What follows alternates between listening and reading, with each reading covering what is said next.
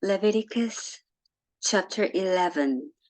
The Lord said to Moses and Aaron, "Say to the Israelites, of all the animals that live on land, these are the ones you may eat. You may eat any animal that has a divided hoof and that chews the cud. There are some that only chew the cud or only have a divided hoof, but you must not eat them. The camel, though it chews the cud, does not have a divided hoof. It is ceremonially unclean for you. The hyrax, though it chews the cud, does not have a divided hoof. It is unclean for you. The rabbit, though it chews the cud, does not have a divided hoof. It is unclean for you. And the pig, though it has a divided hoof, does not chew the cud. It is unclean for you. You must not eat their meat or touch their carcasses. They are unclean for you. Of all the creatures living in the water of the seas and the streams you may eat any that have fins and scales. But all creatures in the seas or streams that do not have fins and scales, whether among all the swarming things or among all the other living creatures in the water, you are to regard as unclean. And since you are to regard them as unclean, you must not eat their meat. You must regard their carcasses as unclean. Anything living in the water that does not have fins and scales is to be regarded as unclean by you. These are the birds you are to regard as unclean and not eat because they are unclean: the eagle, the vulture, the black vulture, the red kite, any kind of black kite, any kind of raven, the horned owl, the screech owl, the gull, any kind of hawk, the little owl, the cormorant, the great owl, the white owl, the desert owl, the osprey, the stork, and any kind of heron, the hoopoe, and the bat. All flying insects that walk on all fours are to be regarded as unclean by you. There are, however, some flying insects that walk on all fours that you may eat. Those are those that have jointed legs for hopping on the ground. Of these you may eat any kind of locust, katydid, cricket, or grasshopper. But all other flying insects that have 4 legs you are to regard as unclean. You will make yourself unclean by these. Whoever touches their carcasses will be unclean till evening. Whoever picks up one of their carcasses must wash their clothes, and they will be unclean till evening. Every animal that does not have a divided hoof or that does not chew the cud is unclean for you. Whoever touches the carcass of any of them will be unclean. Of all the animals that walk on all fours, those that walk on their paws are unclean for you. Whoever touches their carcasses will be unclean till evening. Anyone who picks up their carcasses must wash their clothes, and they will be unclean till evening. These animals are unclean for you. Of the animals that move along the ground, these are unclean for you: the weasel, the rat, any kind of great lizard, the gecko, the monitor lizard, the wall lizard, the skink, and the chameleon. Of all those that move along the ground, these are unclean for you. Whoever touches them when they are dead will be unclean till evening. When one of them dies and falls on something, that article, whatever its use, will be unclean, whether it is made of wood, cloth, hide, or sackcloth. Put it in water. It will be unclean till evening, and then it will be clean. If one of them falls into a clay pot, everything in it will be unclean, and you must break the pot. Any food you are allowed to eat that has come into contact with water from any such pot is unclean, and any liquid that is drunk from such a pot is unclean. Anything that one of their carcasses falls on becomes unclean. An oven or cooking pot must not broken up. They are unclean, and you are to regard them as unclean. A spring, however, or a cistern for collecting water remains clean, but anyone who touches one of these carcasses is unclean. If a carcass falls on any seeds that are to be planted, they remain clean. But if water has been put on the seed and a carcass falls on it,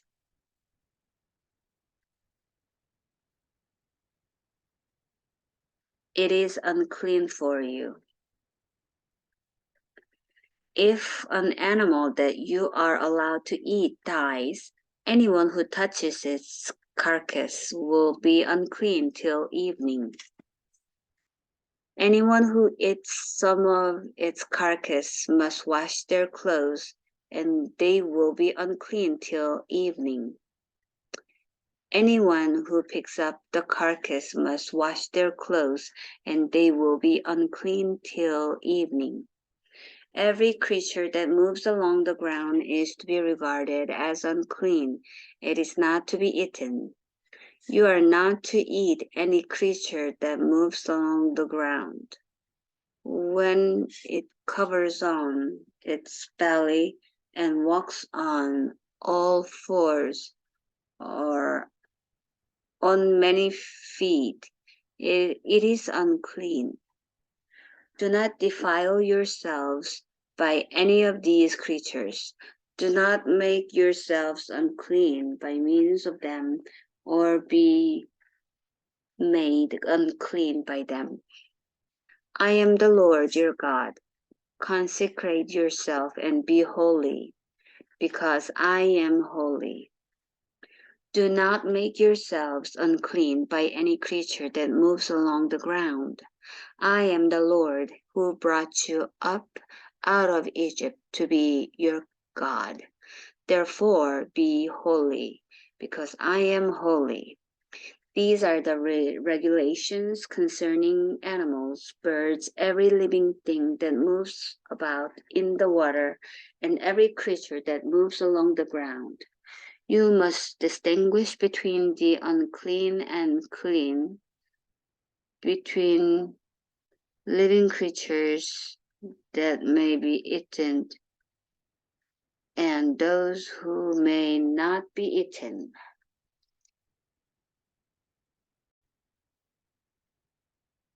Leviticus chapter 12. The Lord said to Moses, "Say to the Israelites, a woman who becomes pregnant and gives birth to a son will be ceremonially unclean for 7 days, just as she is unclean during her monthly period. On the 8th day, the boy is to be circumcised. Then the woman must wait 33 days to be purified from her bleeding. She must not touch anything sacred or go to the sanctuary until the days of her picture, until the days of her purification are over. If she gives birth to a daughter, for 2 weeks the woman will be unclean, as during her period. Then she must wait 66 days to be purified from her bleeding. When the days of her purification for a son or daughter are over, she is to bring a priest at the entrance to the tent of meeting, a year-old lamb for a burnt offering, and a young pigeon or a dove for a sin offering. He shall offer them before the Lord to make atonement for her, and then she will be ceremonially clean from her flow of blood. These are the regulations for the woman who gives birth to a boy or a girl. But if she cannot afford the lamb, she is to bring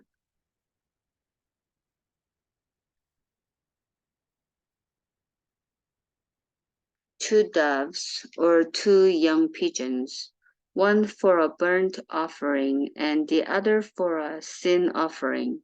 In this way the priest will make atonement for her, and she will be clean.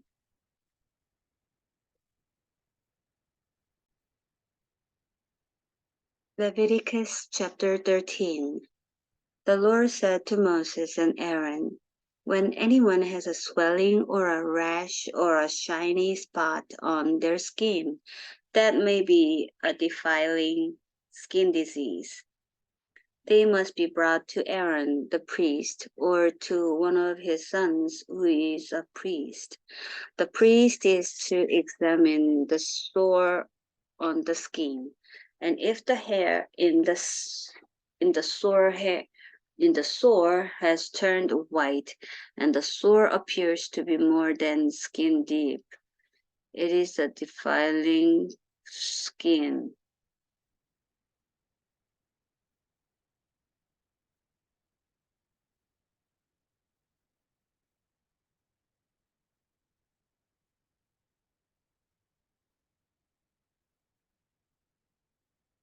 The priest is to examine the sore on the skin, and if the hair in the sore has turned white and the sore appears to be more than skin deep, it is a defiling skin disease.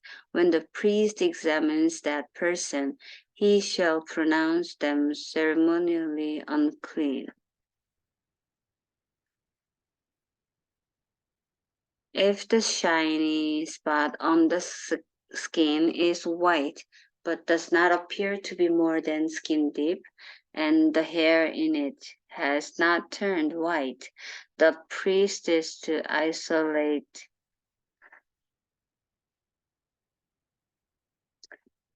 the affected person for 7 days. On the seventh day, the priest is to examine them, and if he sees that the sore is unchanged and has not spread in the skin, he is to isolate them for another 7 days. On the seventh day, the priest is to examine them again.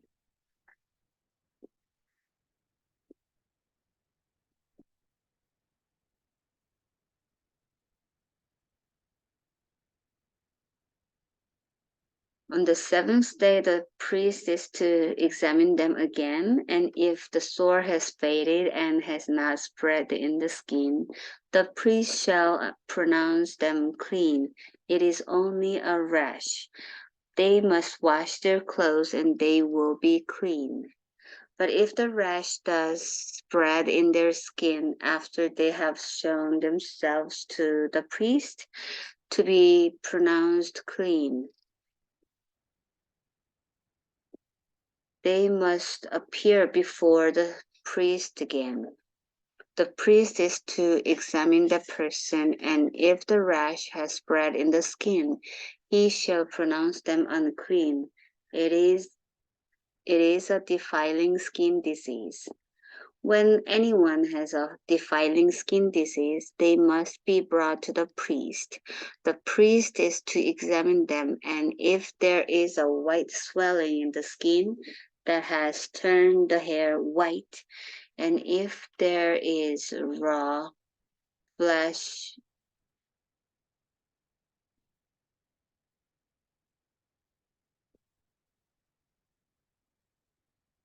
um, if there is raw flesh in the swelling, it is a chronic skin disease, and the priest shall pronounce them unclean. He is not to isolate them because they are already unclean.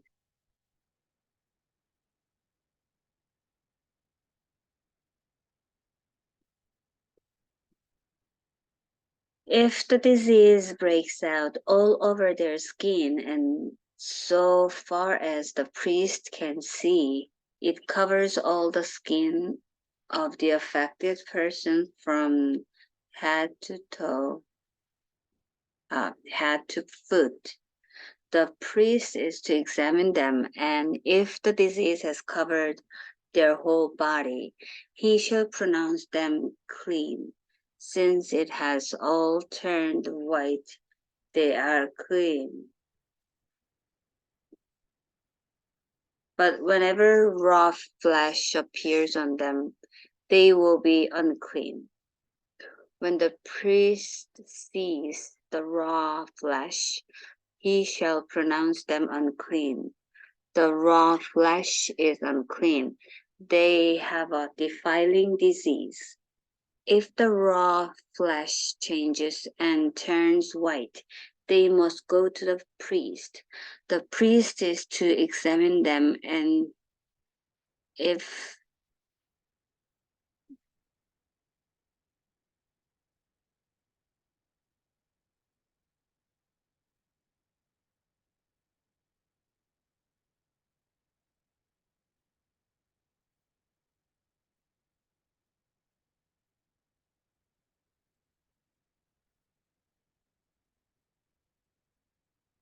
when the priest sees the raw flesh, he shall pronounce them unclean. The raw flesh is unclean. They have a defiling disease. If the raw flesh changes and turns white, they must go to the priest. The priest is to examine them, and if the sores have turned white, the priest shall pronounce the affected person clean. Then they will be clean.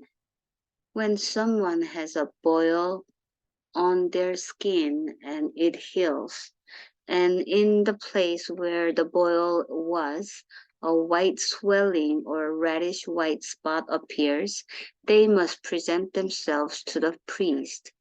The priest is to examine it, and if it appears to be more than skin deep, and the hair in it has turned white, the priest shall pronounce that person unclean.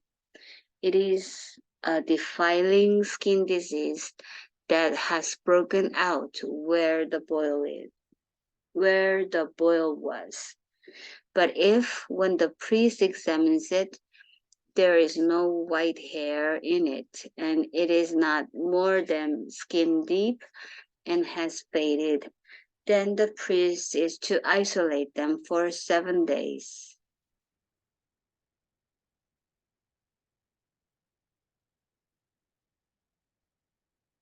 But if the spot is unchanged and has not spread, it is only a scar from the boil, and the priest shall pronounce them clean. When someone has a burn on their skin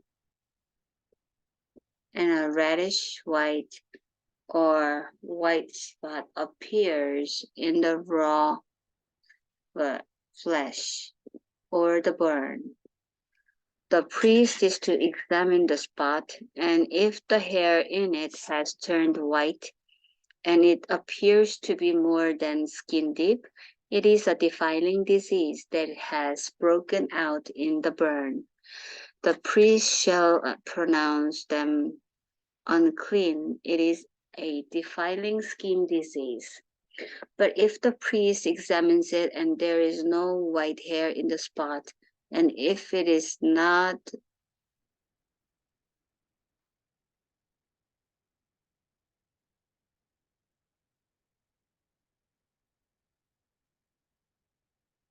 if, however, the spot is unchanged and has not spread in the skin but has faded, it is a swelling from the burn, and the priest shall be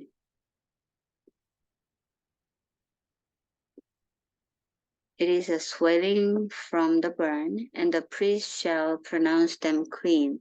It is only a scar from the burn. If a man or woman has a sore on their head or chin, the priest is to examine the sore, and if it appears to be more than skin deep, and the hair in it is yellow and thin, the priest shall pronounce them unclean. It is a defiling skin disease on the head or chin. But if, when the priest examines the sore, it does not seem to be more than skin deep, and there is no black hair in it, then the priest is to isolate the affected person for 7 days. On the seventh day,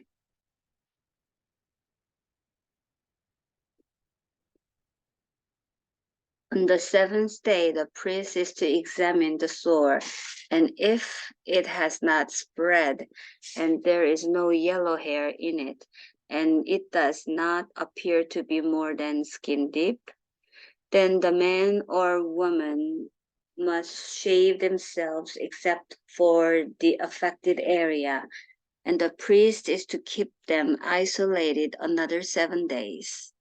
On the 7th day, the priest is to examine the sore, and if it has not spread in the skin and appears to be no more than skin deep, the priest shall the priest shall pronounce them clean. They must wash their clothes, and they will be clean. But if the sore does spread in the skin,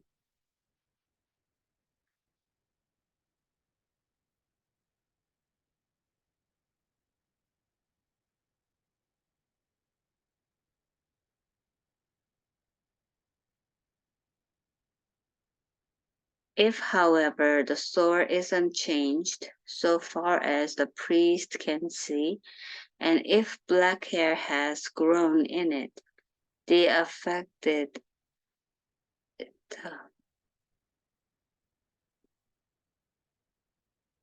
they are If, however, the sore is unchanged so far as the priest can see, and if black hair has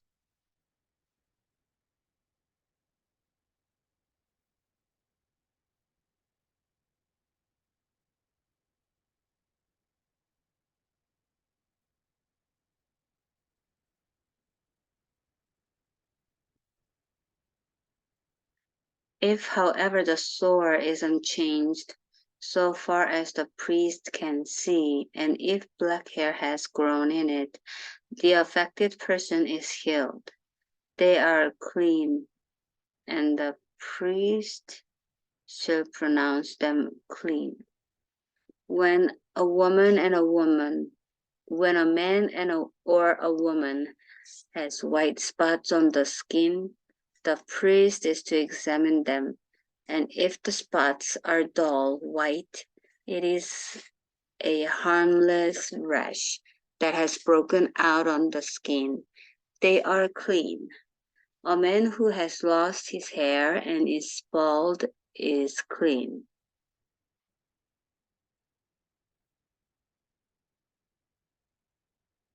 A man who has lost his hair and is bald is clean.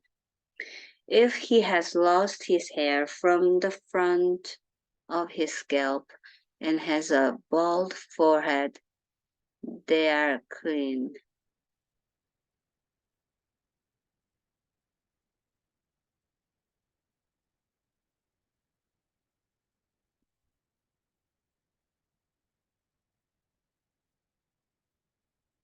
If he has lost his hair from the front of his scalp and has a bald forehead, he is clean. But if he has a reddish white sore on his bald head or forehead, it is a defiling disease breaking out on his head or forehead.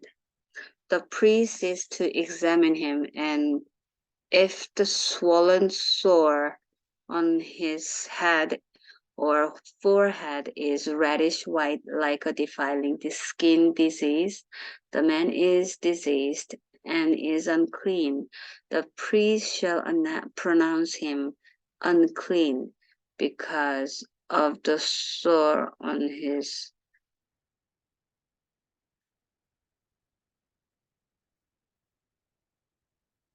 Anyone with such a defiling disease must wear torn clothes. Let their hair be unkempt. Cover the lower part of their face and cry out, unclean, unclean. As long as they have the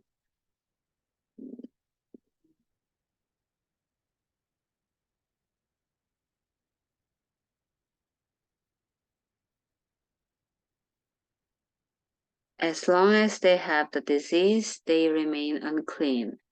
They must live alone. They must live outside the camp. As for any fabric that is spoiled with a defiling mold, any woolen or linen clothing, any woven or knitted material of linen or wool, any leather or anything made of leather. If the affected area in the fabric, the leather, the woven or knitted material, or any leather article is greenish or reddish,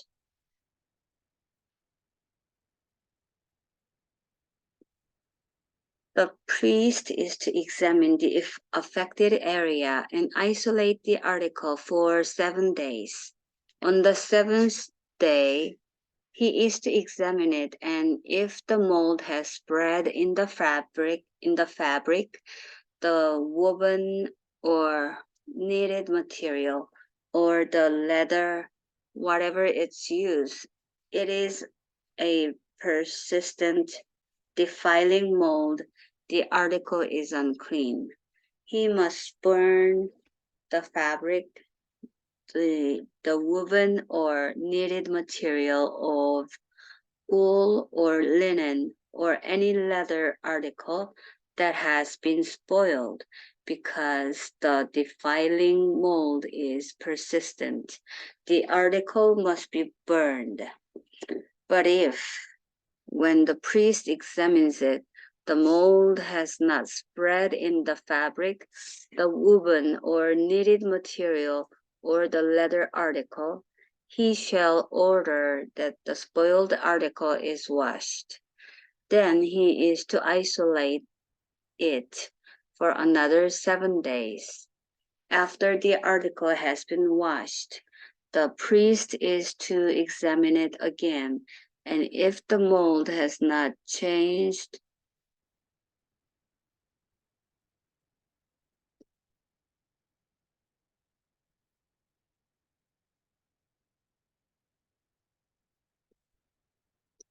if when the priest examines it, the mold has faded after the article has been washed, he is to tear the spoiled part out of the fabric, the leather or woven or knitted material.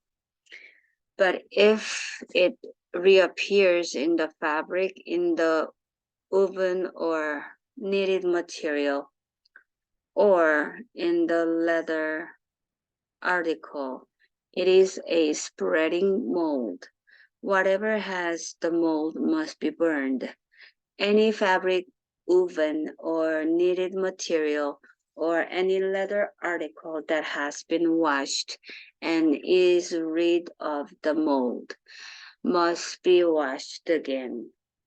Then it will be clean. These are the regulations concerning defiling molds in woven, in woolen or linen clothing, woven or knitted material, or any leather article, for pronouncing them clean or unclean.